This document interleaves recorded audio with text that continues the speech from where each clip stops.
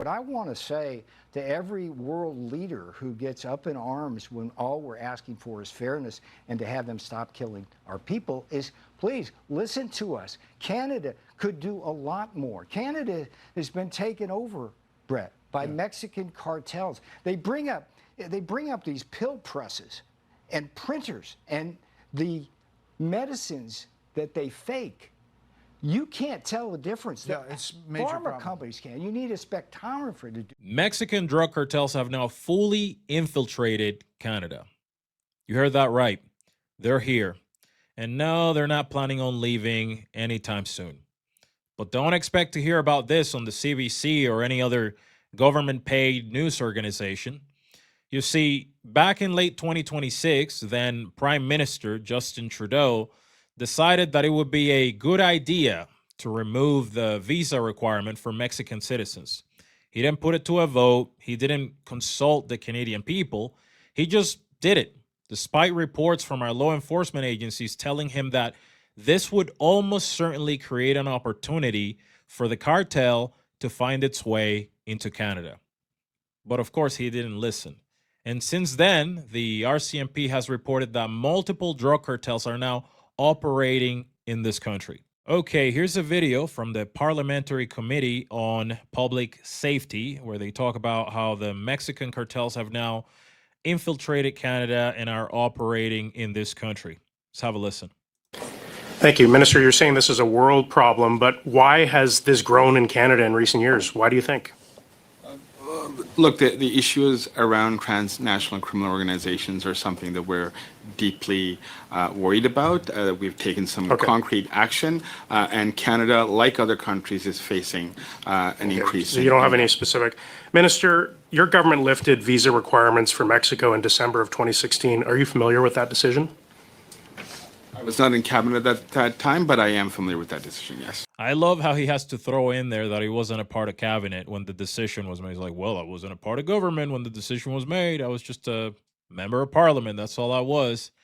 It's like, it's your party. It's your government. It was you people who decided, despite the fact that the CBSA and other law enforcement agencies told you guys that it would be a bad idea to remove the visa requirement for Mexicans, that you were going to do it anyways. So you're going to wear this one, buddy. Do you agree that this decision expanded the cartel presence in Canada?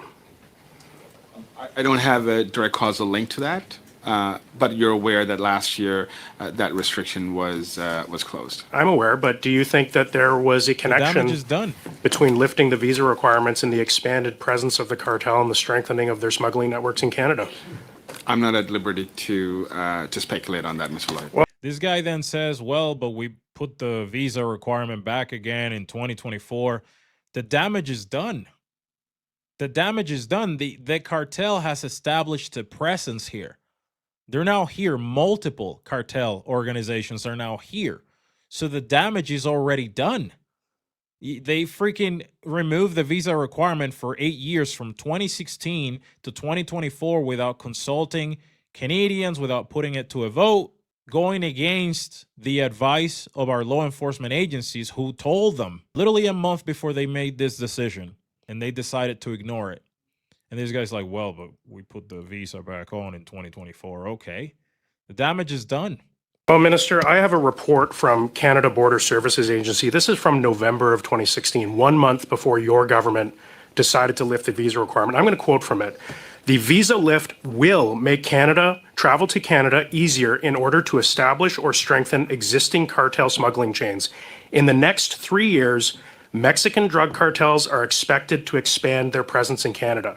That is a CBSA report that was written in November of 2016, 1 month before your government lifted the visa requirements. And you're saying you can't see any causal link to that? Is CBSA wrong, Minister? They knew. First of all, I didn't read that report, Mr. Lloyd, and I'm not at liberty to speculate on the causal link. Well, Minister, CBSA was correct. They correctly predicted that your government's actions would expand the cartel's presence in Canada. It's plain for everyone in this country to see. Your government was warned, and you recklessly chose to move ahead by lifting these visa requirements. Minister, do you accept responsibility for your government's failure in making Canada a base for organized crime? No, he won't. Mr. Chair, my responsibility is the safety and security of Canadians.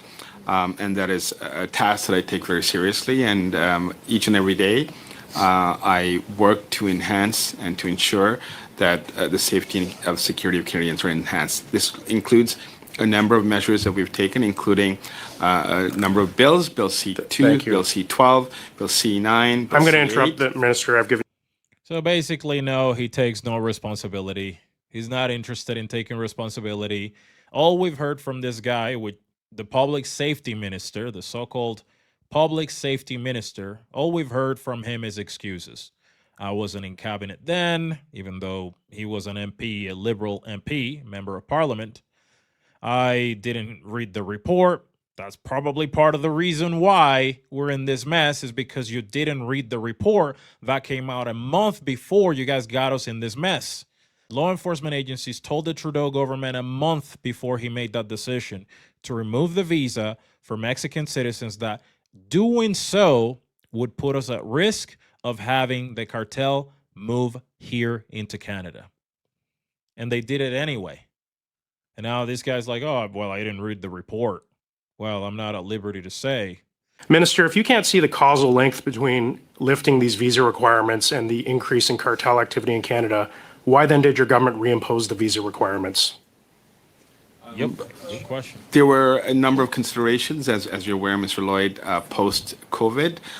There were some changes that we made. We had a number. Were you advised that the lifting of these visas had caused an increase in crime and the implementation of these visas were necessary to staunch the stem of organized crime growth in Canada?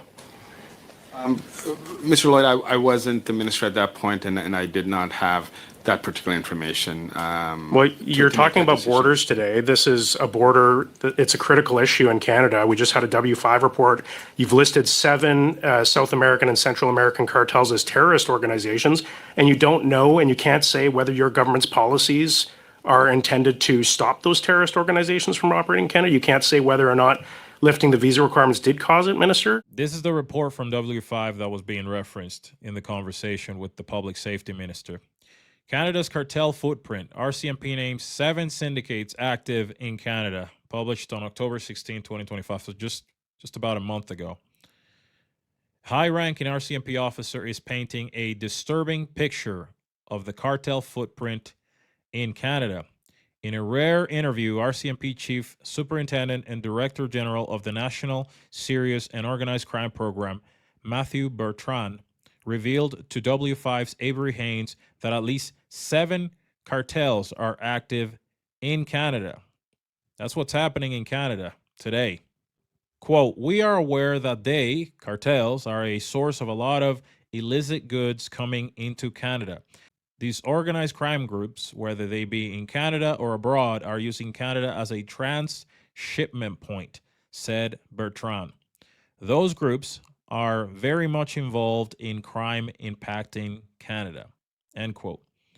Earlier this year, the Canadian government listed those 7 cartels as terrorist entities, noting that, quote, "their drug trafficking activities are a risk to our national security and must be stopped using all tools available." So this is what's going on in Canada, and all you have from the people responsible for causing this mess is excuses, word salad, and deflect, deflect, deflect.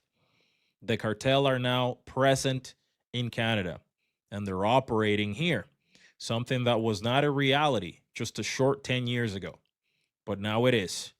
Hey, if you've made it this far, thank you so much for watching. If you'd like to be notified every time a new video is published, hit the subscribe button and activate the notifications bell. It's completely free and it helps our channel grow.